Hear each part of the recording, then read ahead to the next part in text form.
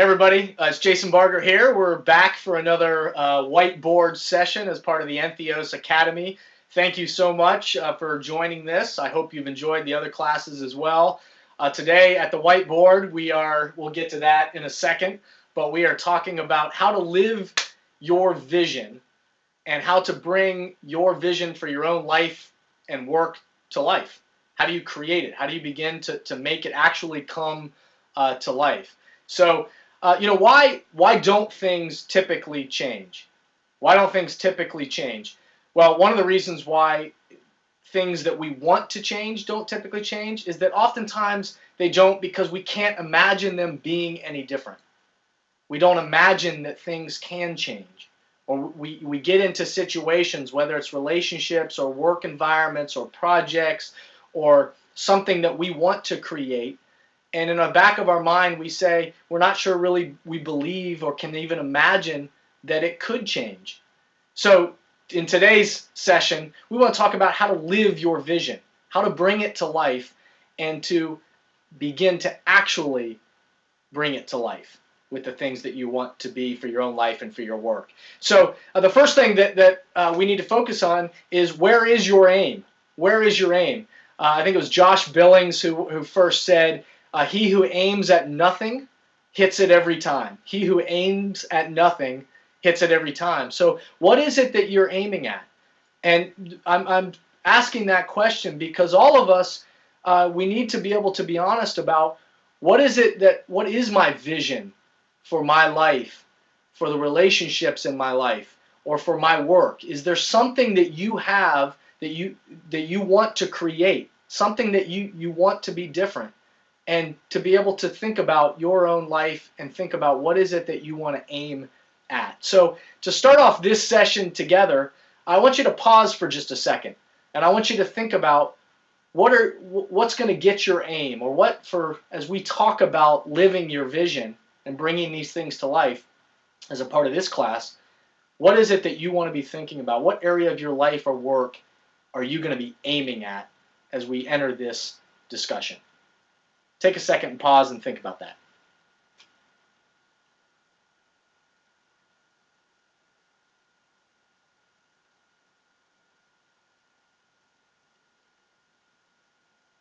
All right, once you have a little bit of clarity of where you're going to put your aim, what is it that you want to focus on in your life and work to be different, then we have to start the process of what does it mean to really lead change, to bring something to life that doesn't exist in its current state. That's ultimately what we're talking about today, is living this vision that we have and trying to begin to bring it to life. And believe it or not, vision, even though we think of it as this far out, forward thinking, only futuristic kind of thinking, vision actually begins in the here and now. It begins where you are right now, wherever you may be in your life and work. It begins with starting to be honest about your here and now, to be honest about where you are right at this current point, and to be grounded in this present moment, to be grounded right here and say, what is it about my life or my work that I love, that's going well, that I can celebrate, and what about it do I want to be different? And how do I begin to think about this desired change that I have? It starts in this very present moment, and that's why we're together today. When I talk about leading change, in personal leading change, or organizations and teams that I work with, in leading change of any kind in a world where change is inevitable, change is happening all around us, but the question is, are we leading change in the direction that we want to create? Are we bringing to life the vision that we want to be a part of, not just reacting to the things that happened around us? When I talk about this, I lead individuals and groups through a process. And the way I started out by reminding them is that development, or leadership development, or culture work, or bringing a vision to life is not a drive-through experience. It doesn't happen overnight. I know that's the culture that we live in, where we just want instantaneous, we live in a Twitter world, instantaneous world of communication where I can Google anything and get my answer right away. But when we're talking about bringing a vision to life, or development of people and culture, it's not a drive-through experience, but it is about committing to a process, to a journey that we're going to be willing to go on and try to bring a vision to life. Whenever I talk about leading change, I talk about the 6 A's, that I believe that there's a process to leading change, and it follows this pattern of our 6 A's. The first A is it starts with assessing, that we have to assess where are we currently at point A. Where are we right now in our lives personally or as a team or an organization right now? This is where, when you're doing this individually, or when I'm working with a company or organization to help them lead change, we start with assessing. You know, there are all kinds of tools like a SWOT analysis to be able to just step back and say, right now, what are our strengths today?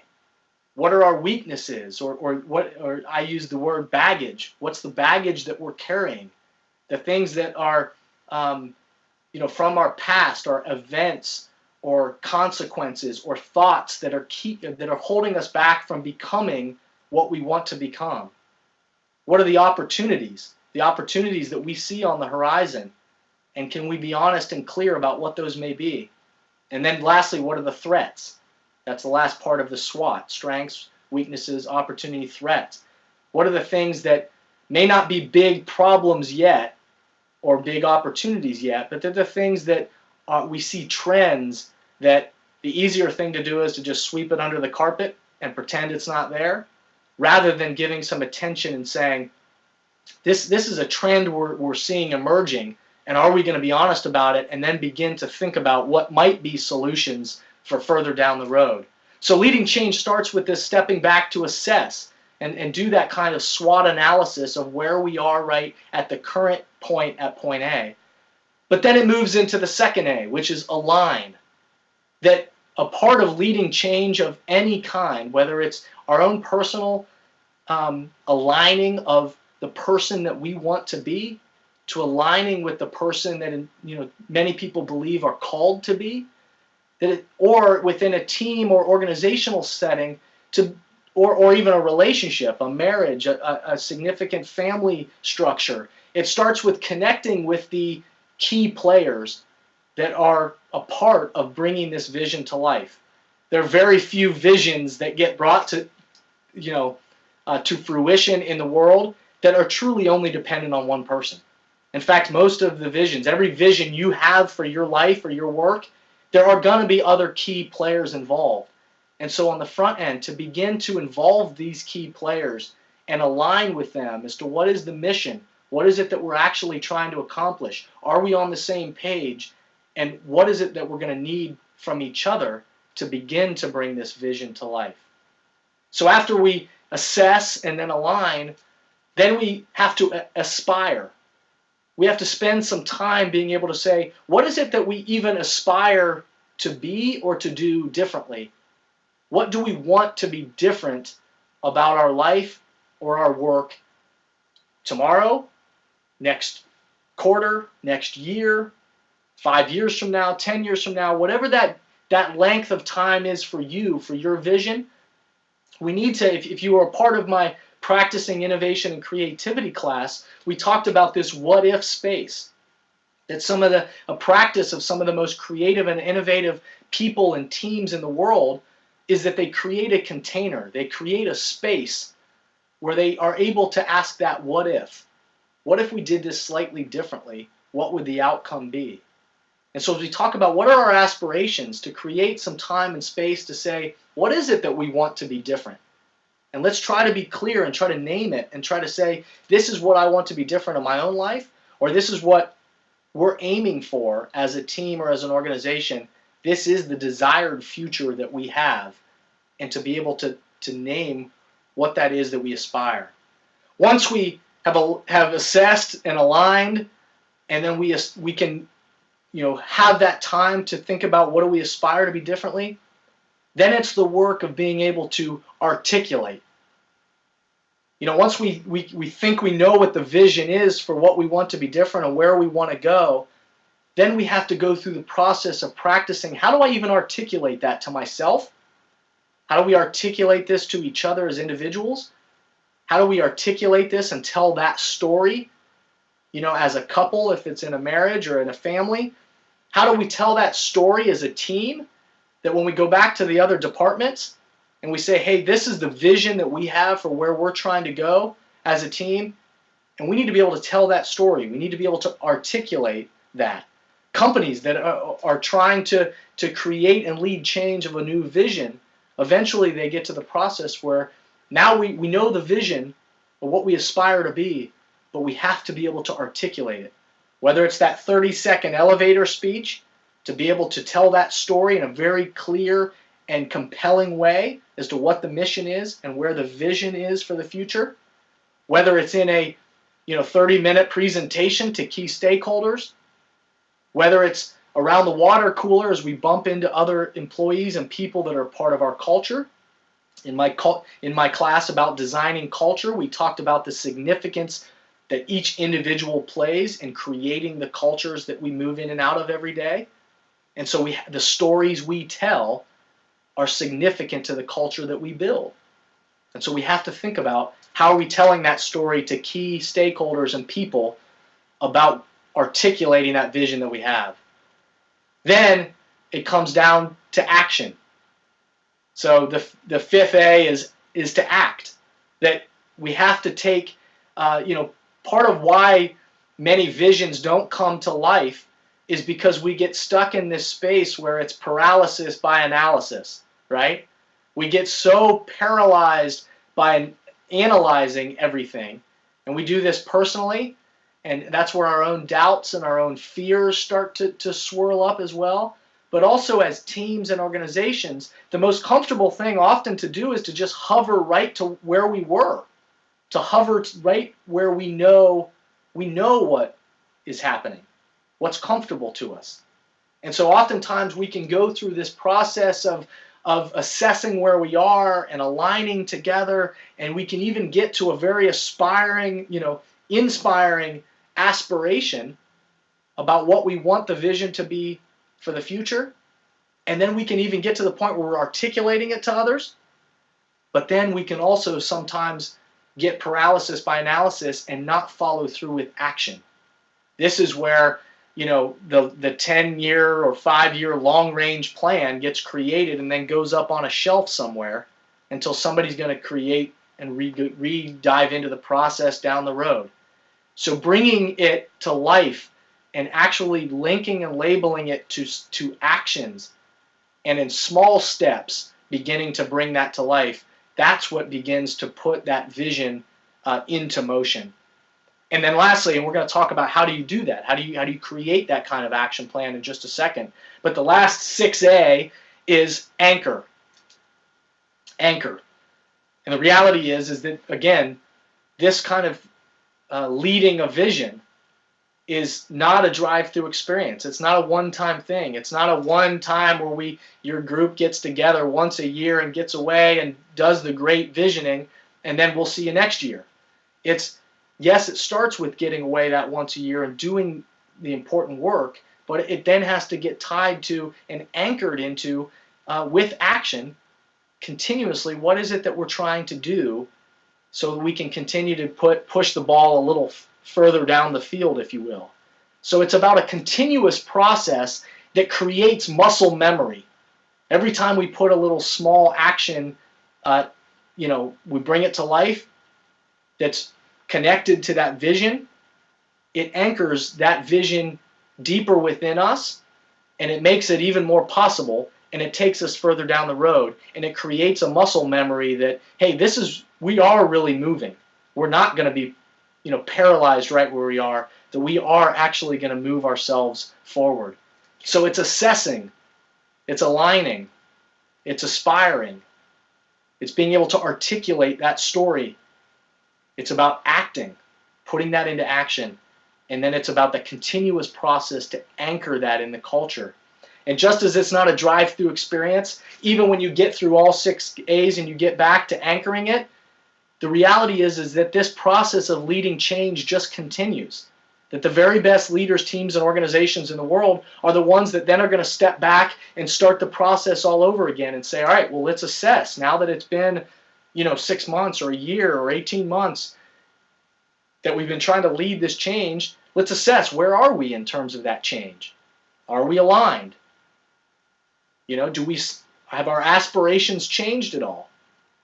Are we articulating the story? Where are we being effective telling the story? Where are we not? Does the story need to change a bit? What are the next actions that are needed?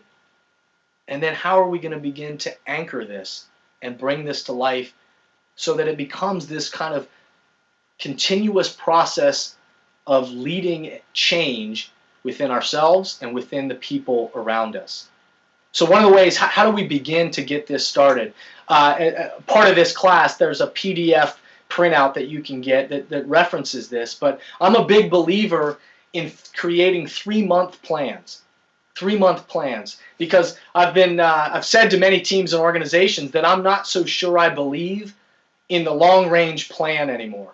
The long-range plan. Now let me define that before people jump out of their seats like, what? This is the way we always do it. We have to create long-range plans. What I mean by that is I don't believe anymore, and I have seen the ineffectiveness of teams and companies that have spent all kinds of energy and resources and time to look 10 years out and create a detailed binder of what their long-range plan is 10 years from now. And then, not that that process isn't important, but where I see that I don't believe it anymore is because often what happens is that binder goes right up onto a shelf and isn't revisited until the next time somebody says, hey, we ought to have a long-range plan. So I've been saying to places that I'm not so sure I believe in that sense, the traditional sense of a long-range plan, but what I do believe in is a long-term vision and short-term plans. To go through the process and the continual process of putting out what is that vision for what we want to be different, what we want to create, what we want to bring to life into the future, to have a vision, not meaning that we have it all figured out 10 years from now with every I dotted and T crossed, because the reality is, and I'll just share this with you, the big idea is because we don't know. We don't know. The world is changing so quickly, so rapidly, that to think that we can actually project 10 years out from now every detail I dotted and T crossed is just not realistic. And so I do believe the hard work and the process to get to what is that long-term vision that doesn't have all the details figured out yet, but is clear on why we're going and where we're trying to go, but then gets boiled down into short-term plans. A 3-month actionable plan that's going to take you from where you are to 3 months closer in the direction of that long-term vision. And then, oh, by the way, again, it just becomes that cycle of, okay, then what's the next 3-month plan? So on the printout that you can get at this class, you'll see just a simple 2-page document that really walks you through that to say, where are you now? What are your goals? What are you aiming at? To ask you the question of what is the mission? Something that I think is pretty important to know, what is it that we're actually trying to accomplish and do? And then where are we right now? And what is the goal for 3 months from now? So if we know the long-term vision of 10 years down the road, what would success look like 3 months from now? And there's even a little reminder about how to write a SMART goal, to be thinking about specifically what it is that you're trying to do. And it walks you through that. And then on the back page, it starts to say, okay, well, what do the actions need to look like? And what's going to happen? Who's going to own it? How are we going to communicate it? What's the timeline of when we're going to commit to doing it? And then, so what has to happen this week, the following week, a month from now, and begin to get yourself positioning so that you're looking 3 months out and beginning to execute that 3-month plan. Because the long-term vision only comes to life with that short-term plan. The last image that I want to leave you with is this idea. It's actually a Japanese proverb that says, you know, vision without action is a daydream. Vision without action is a daydream, and action without vision is a nightmare. Action without vision is a nightmare. And so the reality is that we need both. We need both. We need to be able to say what is the vision for what we want to create and what we want to be different in our lives and in our work. And then we also need to be to tie it to that action and say what is going to be the 3-month plan that's going to allow us to get from where we are here to where we want to be. Because action, you know, without vision is a nightmare, but vision without action is just a daydream. It's just something that maybe we've been thinking about, but we're truly not compelled to bring it to life.